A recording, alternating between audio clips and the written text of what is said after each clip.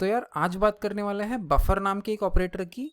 और आपको नाम से ही पता चल गया होगा बफर ऑपरेटर क्या करता है। बफर ऑपरेटर जो वैल्यूज़ मेरा ऑब्जर्वेबल इमिट करने वाला होता है उन वैल्यूज़ को वो बफर में या फिर हम कह सकते हैं मेमोरी में स्टोर करके रख लेता है। और जैसे ही हम उसे इंस्ट्रक्शंस देते हैं उन वैल्यूज़ को रिलीज़ करने की, तो वो सारी वैल्यूज़ जो उसने बफर में स्टोर करके रखी थी वो उस ऑब्जर्वेबल के थ्रू रिलीज़ कर देता है, यानी इमिट करवा देता है। अब बफर की सिचुएशन में होता कैसा है, यूजुअली बफर की सिचुएशन में दो ऑब्जर्वेबल्स होता है। एक मेरा सोर्स ऑब्जर्वेबल जहां से मुझे एक्चुअल डेटा मिलने वाला है, और दूसरा मेरा कंट्रोलिंग ऑब्जर्वेबल जिसका यूज करके मैं बफर को इंस्ट्रक्ट करता हूं कि किस पॉइंट पे उसे डेटा को रिलीज करवाना है। तो अब हम एक काम करते हैं, हम सीधा हमारा विजुअल स्टूडियो कोड ओपन करते हैं और इसका एक एग्जाम्पल देखते हैं और समझते हैं इस चीज को और भी डिटेल में। अब मैं सबसे पहली चीज क्या करूंगा, मैं एक नया ऑब्जर्वेबल क्रिएट कर लूंगा इंटरवल का यूज करके। तो मैं सबसे पहले इंटरवल इंपोर्ट कर लेता हूँ मेरी RxJS लाइब्रेरी से। मैं यहाँ पे बोलूंगा RxJS और यहाँ पे मैं बोलूंगा इंटरवल। अब नेक्स्ट चीज मैं क्या करूंगा, ये ऑब्जर्वेबल क्रिएट करूंगा मैं ng ऑन यूनिट में। यहाँ पे मैं बोलूंगा source equal to interval. Interval जो है हम 1 सेकेंड का रखेंगे। उसके बाद नेक्स्ट चीज मैं क्या करूंगा, यहाँ पे बोलूंगा सोर्स डॉट सब्सक्राइब। तो इस ऑब्जर्वेबल को मैं सब्सक्राइब कर लेता हूँ। यहाँ पे मैं बोलूंगा वैल्यू, इसको एक कॉलबैक फंक्शन पास करूंगा और वहां पे मैं सिंपली जो भी वैल्यू मेरा ऑब्जर्वेबल रिटर्न कर रहा है वो मैं डंप कर दूंगा मेरे कंसोल पे। अब मैं अगर इसको सेव करके मेरे वेब ब्राउजर पे वापस आता हूँ तो यहाँ पे आप देखेंगे मुझे हर 1 सेकेंड के बाद एक वैल्यू मिल रही है। अब हम एक काम कर लेते हैं, हम ये जो इसका ड्यूरेशन है थोड़ा सा बढ़ा लेते हैं। तो मैं यहाँ पे इंस्टेड ऑफ 1 सेकेंड मैं बोलूँगा 250 मिली सेकेंड्स। तो हर 1 सेकेंड में 4 वैल्यूज़ मुझे मिलेंगी।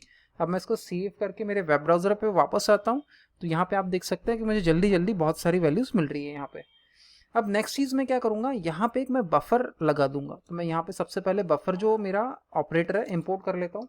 मैं बोलूँगा इम्पोर्ट बफर, और इम्पोर्ट मैं कहाँ से करूँगा, वो मैं करूँगा RxJS/operators से।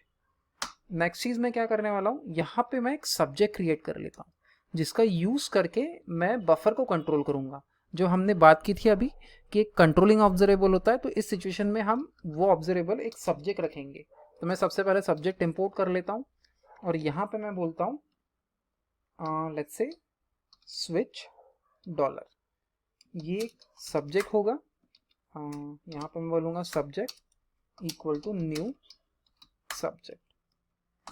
अब इसके बाद मैं क्या करूंगा, यहाँ पे मुझे जेनरिक स्पेसिफाई करना पड़ेगा। तो यहाँ पे मैं अभी के लिए एनी बोल देता हूँ।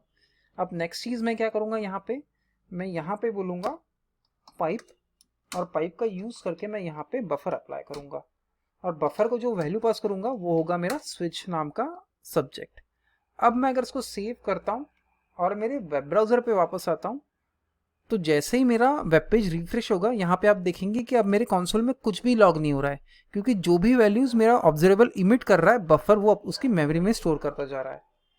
अब मैं नेक्स्ट चीज क्या करूंगा, मैं एक बटन बनाता हूँ यहाँ पे। तो मैं मेरे टेम्पलेट पे जाता हूँ, ये जो अभी कोड है वो निकाल के यहाँ पे मैं बटन लिख देता हूँ और उसमें उसका नाम मैं दे देता हूँ रिलीज। लेट्स से इसको मैं बोल दूंगा रिलीज, और इस पे मैं क्लिक इवेंट लगाता हूँ। यहाँ पे मैं बोलूंगा क्लिक और इसको मैं बोलूंगा लेट्स से रिलीज।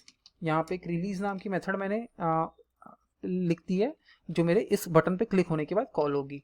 अब ये मेथड मैं जल्दी से मेरे कंपोनेंट के अंदर बना लेता हूँ। मेथड रिटर्न कुछ भी नहीं करेगी, तो मैं वॉइड लिखता हूँ यहाँ पे और सिंपली मैं यहाँ पे लिखता हूँ दिस डॉट स्विच। अब मुझे क्या करना है, स्विच से एक वैल्यू इमिट करवानी है जो ट्रिगर करेगी बफर रिलीज को। तो मैं यहाँ पे बोलूंगा नेक्स्ट। अब मैं अगर इसको सेव करता हूँ और मेरे वेब ब्राउजर पे वापस आता हूँ तो यहाँ पे आप देखेंगे कि अगेन मेरे पास लॉक कुछ भी नहीं हो रहा है। अब मैं अगर रिलीज पर क्लिक करता हूँ तो जो भी वैल्यूज ब्राउजर ने तब तक लॉक की थी जब तक मैंने रिलीज बटन प्रेस नहीं की थी, वो सारी वैल्यूज मेरे कंसोल पे आ जाएगी। अब अगर मैं फिर से रिलीज करता हूँ तो इस रिलीज के बाद और बटन क्लिक होने से पहले तक जो भी अलग और वैल्यूज उसने बफर में स्टोर कर दी थी वो वैल्यूज वो स्क्रीन पे डंप कर देगा। तो ऐसे ही पहले बफर के रिलीज होने के बाद और अगले रिलीज होने से पहले जो भी वैल्यूज मेरा बफर कैशे करके रखता जाएगा, वो वैल्यूज जैसे जैसे हम उसको रिलीज करवाएंगे वो वैल्यूज वो एरे के फॉर्मेट में मुझे मेरे स्क्रीन पे डंप करता जाएगा। अब मैं अगर फिर से रिलीज करता हूँ तो आप यहाँ पे देख सकते हैं कि मुझे यहाँ पे और ज़्यादा वैल्यूज़ मिल रही है। मैं यहाँ पे जितना ज़्यादा टाइम स्पेंड करूँगा, जितना जो ड्यूरेशन है वो ज़्यादा रखूँगा रिलीज़ के बीच में, उतनी ज़्यादा वैल्यूज़ मुझे मेरे नेक्स्ट इमिशन पे मिलती जाएगी। तो मैं फिर से रिलीज़ करता हूँ, यहाँ पे और भी वैल्यूज़ मेरी प्रिंट हो रही है। हमारा एरे फिलहाल हमें नंबर्स का एरे दे रहा है जब भी हम रिलीज बटन प्रेस करते हैं, लेकिन हम दूसरे ऑपरेटर्स के साथ कंबाइन करके इस एरे को थोड़ा ट्रांसफॉर्म भी कर सकता है। फॉर एग्जांपल हर इमिशन के बाद मुझे इन नंबर्स का टोटल चाहिए, तो वो मैं कैसे कर सकता हूँ?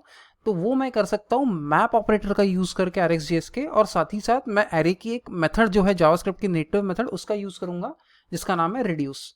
तो मैं एक काम करता हूँ, पाइप में इसको मैं नेक्स्ट लाइन पे ला लेता हूँ just for the sake of readability, और यहाँ पे मैं बोलता हूँ मैप हम इंपोर्ट करेंगे RxJS ऑपरेटर से अगेन, और यहाँ पे मैं बोलूँगा वैल्यूज।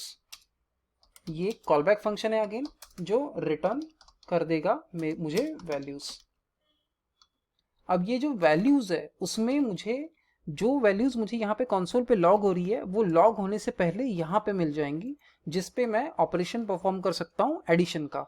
तो यहाँ पे मैं बोलूँगा रिड्यूस, और उसके बाद रिड्यूस को भी अगेन मैं कॉलबैक फंक्शन पास करूँगा जो इंडिविजुअल वैल लेगा हर एक एरे के एलिमेंट को, और उसके बाद मैं इसको यहाँ पे पास करूँगा सम।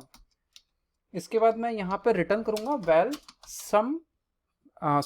प्लस सम, और सबसे आखिर में मैं मेरे रिड्यूस को पास कर दूंगा इनिशियल सम की वैल्यू जो है 0। अब मैं अगर इसको सेव करके मेरे वेब ब्राउज़र पे वापस आता हूँ तो यहाँ पे देखेंगे आप कि हर रिलीज पे मैं उन नंबर्स का सम करता हूँ, और जो भी वैल्यू मुझे मिलती है मैं वो कंसोल पे लॉक करता जा रहा हूँ। अगर आपको रिड्यूस मेथड के बारे में ज़्यादा नहीं पता है और आपको समझ में एग्जैक्टली नहीं आया कि ये कोड क्या कर रहा है, तो मैं एक काम करूँगा, मैं डिस्क्रिप्शन में एक लिंक आपको डाल के रख दूंगा जहाँ से आप इस रिड्यूस मेथड के बारे में और भी इंफॉर्मेशन ले सकते हैं। वीडियो खत्म होने से पहले आपको एक अपडेट दे दूं कि इस RxJS की सीरीज़ में हम सारे के सारे ऑपरेटर्स को कवर करने वाले हैं, और हम इस सीरीज़ में जो भी सोर्स कोड लिखने वाले हैं वो इस गिटहब रिपोजिटरी पे अवेलेबल रहेगा, और मैं इस गिटहब रिपोजिटरी का लिंक आपको डिस्क्रिप्शन में दे दूंगा जहां से आप ये सारा सोर्स कोड एक्सेस कर सकते हैं। और अगर आपको RxJS के ऑपरेटर्स के बारे में और भी इंफॉर्मेशन चाहिए या उनके बारे में और भी आपको सीखना है तो प्लीज़ इस चैनल को सब्सक्राइब करिए, और अगर आपको ये वीडियो पसंद आई है तो उसे लाइक करिए। मिलते हैं हम हमारे अगले लेसन में। Thank you.